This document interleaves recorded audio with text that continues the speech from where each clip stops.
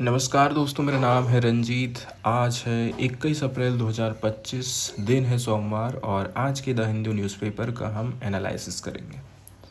Editorial वाले हिस्से की तरफ चलते हैं और देखते हैं इस पहले आर्टिकल को, जो कि ट्रंप के द्वारा लगाए गए रेसिप्रोकल टैरिफ से संबंधित है।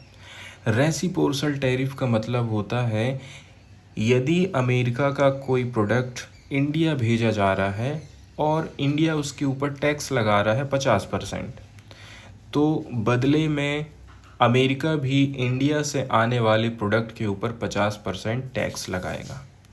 इस प्रकार से यूएस ने बैलेंस स्थापित करने की कोशिश करी है, लेकिन ये वाला जो बैलेंस है इससे बहुत नुकसान पहुंचने वाला है। दुनिया की इकोनॉमी को तो कम ही पहुंचेगा, लेकिन यूएस को ज़्यादा नुकसान पहुंचेगा।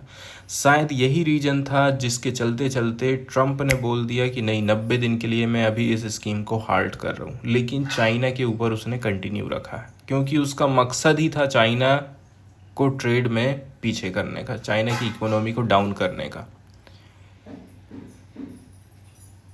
250 शब्दों में जो हमको आंसर राइटिंग करना है उसकी लाइनें कुछ इस प्रकार से होने वाली हैं। India's weak kneed response is jarring specially at a time when it should be leading the global south and advocating a fair and just trading order। जब यूएस ने टैक्स बढ़ाया तो उस समय में इंडिया को आवाज़ उठाना चाहिए था, विरोध करना चाहिए था। उसके बदले में आप कमज़ोर दिखे, मतलब आपने अपना टैक्स डाउन कर दिया। भारत की कमज़ोर प्रतिक्रिया तो चौंकाने वाली है, खास करके ऐसे टाइम में जब उसे ग्लोबल साउथ का लीडरशिप करते हुए एक कम से भी कम न्यायपूर्ण और निष्पक्ष व्यापार व्यवस्था की उसको वकालत करनी चाहिए थी, एडवोकेटिंग करना चाहिए था, लेकिन ऐसा हमको कुछ भी दिखाई नहीं दिया है। इसके ऊपर 250 शब्दों में हमको आंसर राइटिंग करना है। दुनिया अमेरिका के इस लापरवाह फैसले से हिल गई है, जिसमें उसने रेसिप्रोकल टैरिफ लगाने की घोषणा करा था 2 अप्रैल 2025 को। अभी हाल फिलहाल में क्या काम किया है, 3 महीने के लिए उसने रोक लगा दी है, लेकिन चाइना पर लगे टैरिफ तो बरकरार है और इसका असर पूरी दुनिया के ऊपर पड़ने वाला है। महंगाई जाहिर सी बात है बढ़ जाएगी। ये टैरिफ अंतर्राष्ट्रीय व्यापार कानून के अनुसार अवैध हैं, ऐसा नहीं किया जा सकता है, लेकिन डोनाल्ड ट्रंप अंतर्राष्ट्रीय नियमों का मजाक उड़ाते रहे हैं। कई देशों ने रिएक्शन दिया है, कुछ ने तो कड़ी आलोचना करी है, तो कुछ चुपचाप रहे हैं।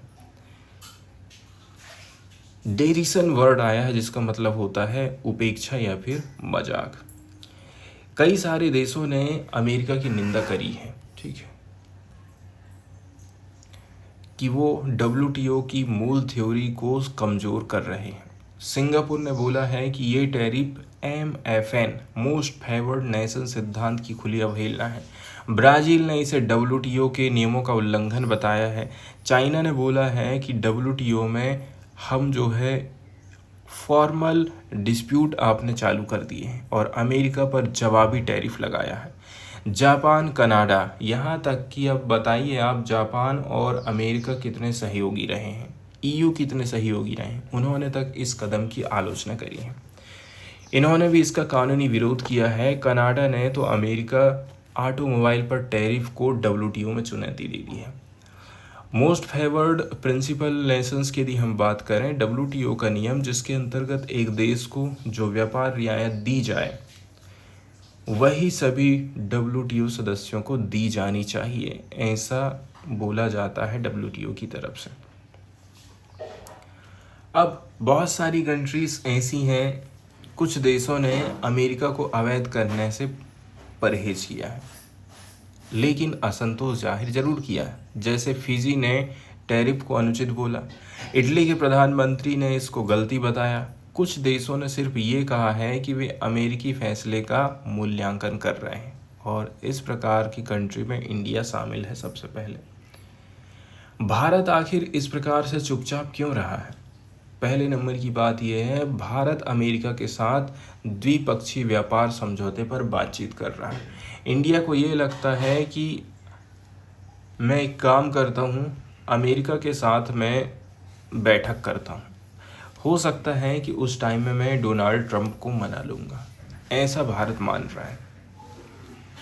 इसलिए माना जाता है कि भारत अमेरिका को नाराज़ नहीं करना चाहता है, लेकिन ये दलील कमज़ोर है क्योंकि अमेरिका खुद भारत के टैरिफ पर सबके सामने बोलता है कि हमारे ऊपर बहुत टैक्स लगाता है इंडिया। अमेरिका ने पहले भी भारत की आलोचना करते हुए समझौते की बातचीत जारी रखी है। अन्य कई देश भी अमेरिका से बीटीए पर बातचीत कर रहे हैं, बायलैटरल ट्रेड एग्रीमेंट पर बात कर रहे हैं। इसके बावजूद उन्होंने आलोचना करी है, लेकिन चुपचाप रहना यहाँ पर बिल्कुल सही नहीं लगता है।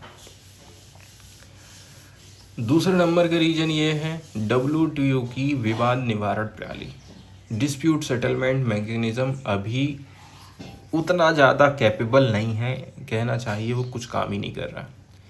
इसलिए दावा किया गया कि अमेरिका पर कानूनी कार्यवाही का तो कोई मतलब ही नहीं है, लेकिन ये विचार लिमिटेड है। कानून का उद्देश्य केवल सज़ा नहीं होता है, बल्कि वैधता और नैतिक आधार की पहचान भी होती है। कनाडा और चाइना ने इस सिस्टम की अक्षमता के बावजूद WTO में केस दायर कर दिया है।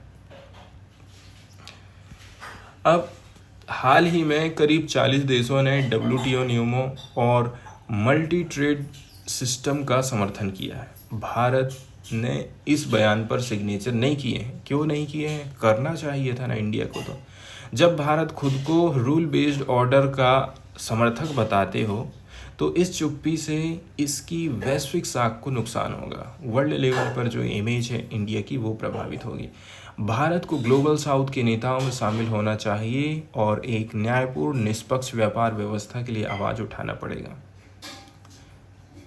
Just and fair trading order की आपको सपोर्ट करना चाहिए। मल्टीलैटरिज्म के ऊपर आप हमेशा चर्चा करते रहते हैं, तो इसके लिए भी आपको आगे आना चाहिए था।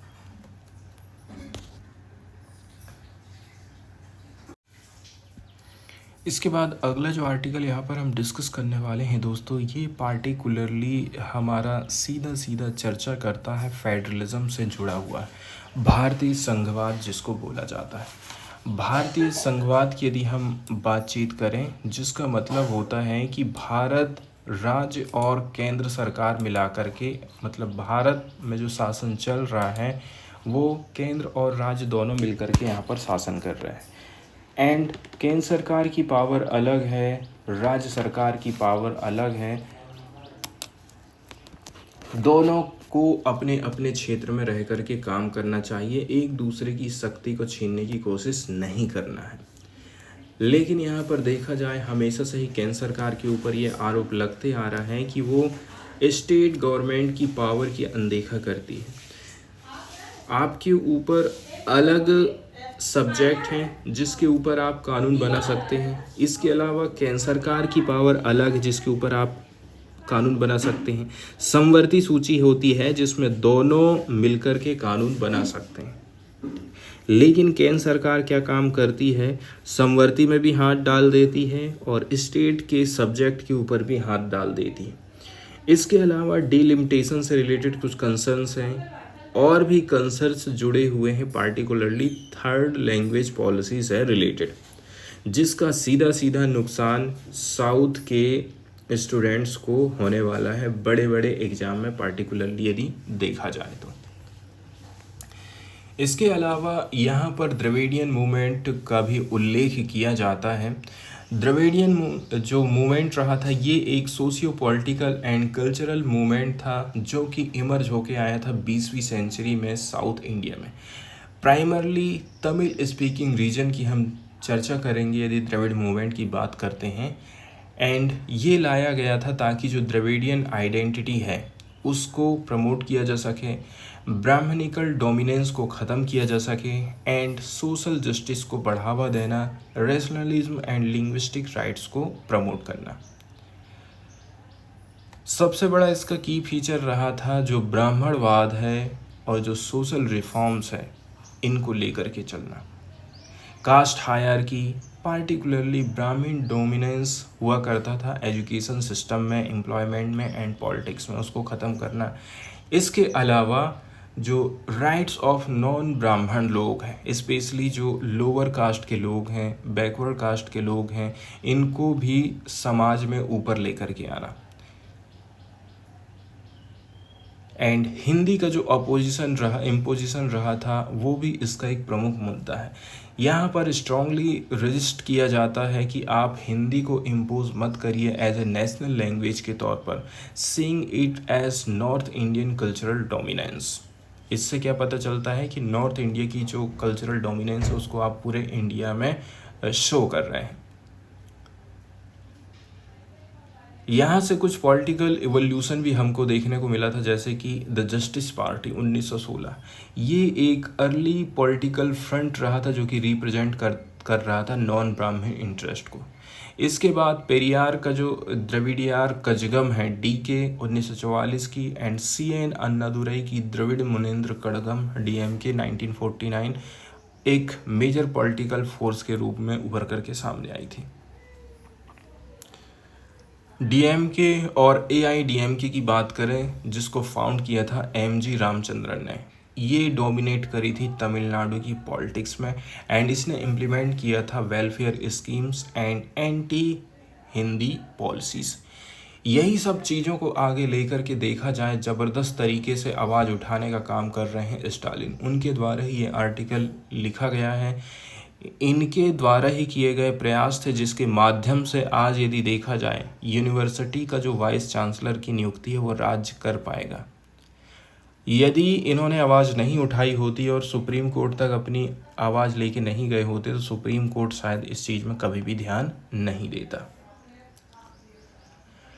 250 शब्दों में जो हमको आंसर राइटिंग करना है उसकी लाइनें कुछ इस प्रकार से होने वाली हैं। अब ये बिल्कुल इम्पेरेटिव हो गया है, ज़रूरी हो गया है कि स्टेट रिक्लेम करें उनके गारंटीड राइट्स को एंड सिक्योर करें ऑटोनॉमी को। आप स्वतंत्र हैं, आप केंद्र सरकार के दबाव में काम नहीं कर रहे हैं। इसके ऊपर आपको 250 शब्दों में आंसर राइटिंग करना है। तो लगभग देखा जाए 1 शताब्दी हो चुकी है द्रविडियम मूवमेंट को। द्राविड़ आंदोलन सत्ता के डिसेंट्रलाइजेशन और पावर की ज़रूरत पर जोर देते आ रहा है ताकि समावेशी विकास का मॉडल अपनाया जा सके। इसलिए संविधान सभा में मैंने एक 3 सदस्यीय उच्च स्तरीय समिति गठित करने की घोषणा करी है, ऐसा स्टालिन का कहना है, जो कि रिव्यू करेगा सेंटर स्टेट रिलेशन को कि क्या ये ऐसा तो नहीं है कि केंद्र सरकार राज्य सरकार के अधिकारों को ख़त्म करने की कोशिश कर रही है। द्रविड़ आंदोलन का मूल सिद्धांत था राज्यों के लिए सेल्फ रूल लेकर के आया जाए और केंद्र में सामूहिक शासन हो। ये समिति तमिलनाडु की संघीय संरचना की रक्षा के संघर्ष का अगला कदम होने वाली है। तो क्लियरली यदि देखा जाए भारतीय संविधान क्या बोल रहा है कि भारत राज्यों का संघ है, ठीक है। बहुत सारे राज्य मिलकर के देश बनाए हैं, तो राज्य की पावर को आप छीन नहीं सकते हैं। भारतीय संविधान क्लियरली बोलता है कि भारत राज्यों का संघ है, यूनियन ऑफ स्टेट है। ये प्रस्तावना राज्यों में निहित पावर को बताती है कि राज्य सरकार के पास भी पावर है। संविधान के शब्दों के आधार पर राज्य केवल एडमिनिस्ट्रेटिव यूनिट नहीं है कि केंद्र सरकार योजना बनाएगी और उसको स्टेट गवर्नमेंट लागू करेगी, बल्कि संविधान ने उनको पावर दे दिया है। आज के टाइम में भाजपा अधिक सेंट्रलाइजेशन करते जा रही है, राज्यों को निष्क्रिय और केंद्र पर निर्भर बनाने का प्रयास किया जा रहा है। ये चीज़ हम ज़्यादा देख रहे हैं। अब ये चीज़ कैसे पता चल रही है? कंकरेंट लिस्ट की विषय वस्तु। अब केंद्र सरकार इसमें सब इस प्रकार के सब्जेक्ट में भी कानून बनाने लग गई है। स्टेट लिस्ट की उपेक्षा करी जा रही है। कानून बनाते समय केंद्र सरकार राज्यों के अधिकारों को नज़रअंदाज कर देती है। राज्यपाल और राष्ट्रपति आज के टाइम में संविधान के प्रमुख नहीं रह गए, बल्कि वो पॉलिटिक्स खेलने लगे हैं कि कैसे करके बीजेपी को लाया जाए और दूसरे राज्य की सत्ता को दूसरी पार्टी की सत्ता को ख़त्म किया जाए। तमिलनाडु की राज्य शिक्षा नीति सोशल जस्टिस पर बेस्ड है, जबकि केंद्र सरकार जो नेशनल एजुकेशन पॉलिसी लाई है वो हिंदी को थोपने वाली है। नॉर्थ की कल्चर को साउथ में भी थोपने की कोशिश कर रही है, जिसको अभिजात्यवाद बोला जाता है, इलाइटिज्म। इसके विरोध के बिंदु कौन कौन से हैं? 3 भाषा सूत्र, 3 लैंग्वेज फार्मूला, मतलब आप हिंदी को हमारे यहाँ पर भी अनिवार्य कर रहे हैं। यदि साउथ में भी अनिवार्य कर दिया जाएगा तो साउथ के बच्चे हिंदी में उतने अच्छे नहीं होते हैं। यदि वो बड़े बड़े एग्ज़ाम देंगे ना और उसमें हिंदी को भी शामिल कर दिया जाएगा तो जाहिर सी बात है हिंदी में उनके नंबर कम आएंगे। इसके बाद केंद्र ने 2500 करोड़ की फंडिंग भी रोक दिया है। इसके अलावा हमने एक विधेयक पारित किया था, नीट छूट विधेयक, इसको भी आपने एक्सेप्ट नहीं किया है। इसका क्या मतलब है? केंद्र सरकार का विनम्रता से नहीं अपमानजनक रवैया हमको दिखाई देता है। अब डिलिमिटेशन को लेकर के भी कहना चाहिए, राज्य सरकारों की अपनी चिंताएं हैं। डिलिमिटेशन को लेकर के बोला जाता है, यदि डिलिमिटेशन में आप जनसंख्या को ध्यान रखते हैं तो नॉर्थ वाले राज्यों की जनसंख्या तो ज़्यादा है, साउथ की कम है। साउथ वाले ने बहुत प्रयास किए हैं जनसंख्या कंट्रोल के लिए, तो उनको इनाम मिलना चाहिए, उनको नुकसान नहीं मिलना चाहिए। डिलिमिटेशन का मतलब रहता है कि कितने जनसंख्या में एक नेता खड़ा होगा। अब इनकी जनसंख्या कम है तो यहाँ से कम नेता, कम सीट मतलब केंद्र सरकार में, लोकसभा में, राज्यसभा में भी इनका जो नेतृत्व है वो कम होगा। फिर ये लोग कभी प्रधानमंत्री जैसे पोस्ट तक नहीं पहुँच पाएंगे, इसलिए इनकी विशेष चिंता है। इसके अलावा इनको पैसा भी कम मिलेगा। अनुचित जनसंख्या डिलिमिटेशन से प्रदर्शन करने वाले राज्यों को जिन्होंने अच्छा काम किया है उसको आप दंडित कर रहे हो, और जिन्होंने बेटर काम नहीं किया है उनको आप फायदा पहुंचाओगे। तमिलनाडु इस प्रयास का विरोध कर रहा है। समान विचारधारा वाले राज्यों का कोएलिशन बनाना जरूरी हो गया इस टाइम में। इसका उद्देश्य है कोऑपरेटिव फेडरलिज्म को सेंट्रलाइज एग्रेशन से कैसे करके बचाया जाए। तो हम इस विचार में दृढ़ हो गए हैं, केवल मजबूत राज्य ही एक मजबूत भारत बना सकते हैं। ये भी ज़रूरी हो जाता है कि भारत की विविधता की रक्षा होनी चाहिए। तो समय ये आया है कि राज्य अपने पुनर्अधिकार जो है फिर से प्राप्त करें। तमिलनाडु हमेशा से ही फेडरलिज्म वाला जो स्ट्रक्चर है उसकी रक्षा करने के लिए आगे रहा है और अभी भी वो लीडरशिप की भूमिका में दिखाई दे रहा है। न्यूज़ वाले सेक्शन की तरफ यदि हम जाएं तो दोस्तों, हाल फिलहाल में केरला हाई कोर्ट की तरफ से एक महत्वपूर्ण डिसीजन सामने आया है, जो कि बताता है कि यदि कोई व्यक्ति छूट चाहता है, उसको ये लग रहा है कि कोर्ट ने मुझे सज़ा सुनाने से पहले, एग्जाम्पल के तौर पर यदि 4 साल तक मेरे ऊपर ट्रायल चला है, आप अंडर ट्रायल में रहे हैं, 4 साल आपको जेल में रखा गया है, तो उस 4 साल को यदि आप ये सोचें कि मुझे किसी मामले में यदि 10 साल की सज़ा हुई है तो उस 4 साल को माइनस कर देना चाहिए। लेकिन केरल हाई कोर्ट ने इस चीज़ से इनकार कर दिया है। केरल हाई कोर्ट ने ऑब्जर्व किया है कि यदि कोई भी कन्विक्ट क्लेम नहीं कर सकता है रेमिशन को, छूट को, रेमिशन of sentence for the period during which he remained an under trial prisoners prior to the conviction। दोष सिद्ध होने से पहले आपको यदि 4 साल जेल में रख दिया गया है तो वो 4 साल आपके कोई काम के नहीं रह गए ज़िंदगी में, उसको माइनस नहीं किया जा सकता है। कहीं कहीं पर तो ऐसा हो जाता है कि आदमी ने जितनी सज़ा नहीं थी उतनी साल तो वो जेल में रह चुका है। रेमिशन केवल तभी मिलेगा जब व्यक्ति को अदालत द्वारा दोषी ठहराया जा चुका हो और वो अपनी सज़ा काट रहा है। अंडर ट्रायल का टाइम पीरियड इसमें नहीं जोड़ा जा सकता है, जो कि अभी तक ऐसा ही हम देखें। न्यायमूर्ति कौसर एडप्पागथ ने ये टिप्पणी उस याचिका को खारिज करते हुए किया था जो कि रूपेश नामक माओवादी कार्यकर्ता की पत्नी ने दायर करी थी। याचिका में जेल एडमिनिस्ट्रेशन के उस डिसीजन को चुनौती दी गई थी जिसमें उन्होंने उसके पति की सज़ा में रिमिशन के लिए हिरासत की अवधि को घटाने से मना कर दिया था। रूपेश की पत्नी चाहती थी कि 2015 से लेकर के 2024 तक की उसकी हिरासत अवधि को रेमिशन के रूप में माना जाए। इतना वो जो एक्स्ट्रा जेल में काट चुका है, ऐसा ना हो कि उसकी सज़ा 8 साल की थी, 4 साल जोड़ दिए तो 12 साल वो जेल में रह गया हो। लेकिन कोर्ट ने इसको खारिज कर दिया है। उसकी पत्नी के हिसाब से देखा जाए, उसका जो हस्बैंड है उसको अरेस्ट किया गया था 9 जुलाई 2015 को, और उसके बाद से उसको डिटेंशन में रखा गया है जब तक कि उसका कन्विक्शन नहीं हो गया 12 अप्रैल 2024 को। ये जो डिटेंशन का पीरियड है इसको मस्ट डिडक्टेड किया जाना चाहिए while granting her husband remission of sentence. तो जेल की अवधि को सज़ा में छूट देते समय घटा दिया जाना चाहिए। पत्नी का तर्क ये है कि इतने वर्षों तक जेल में रहने का कुछ लाभ तो मिलना चाहिए, इसलिए रिमिशन में इसे शामिल किया जाए। कोर्ट ने बोला है कि सज़ा में रिमिशन का अधिकार तभी मिलता है जब कोई आरोपी दोषी ठहराया जाता है और उसे सज़ा काटने के लिए जेल भेज दिया गया है। इसलिए दोष सिद्धि से पहले हिरासत के टाइम पीरियड को रिमिशन के लिए नहीं गिना जा सकता है। रिमिशन का नियम दोषी करार दिए जाने के बाद ही लागू होगा। अंडर ट्रायल डिटेंशन केवल सेट ऑफ के लिए ही मान्य हो सकती है।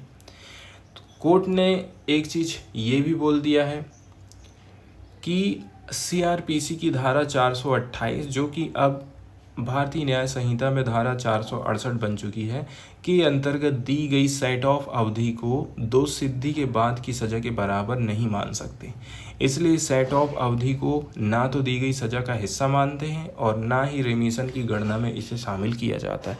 इसलिए जो कहना चाहिए अपराधी है या कोई व्यक्ति है वो फ्री में जेल की सज़ा काटता है, उसको इसी प्रकार से परेशान किया जाता है। सेट ऑफ का मतलब होता है दोष सिद्धि के पहले जितने दिन आरोपी जेल में रहेगा उसे कुल सज़ा से घटा दिया जाए, लेकिन ये रिमिशन के लिए गिनती में बिल्कुल नहीं आता है।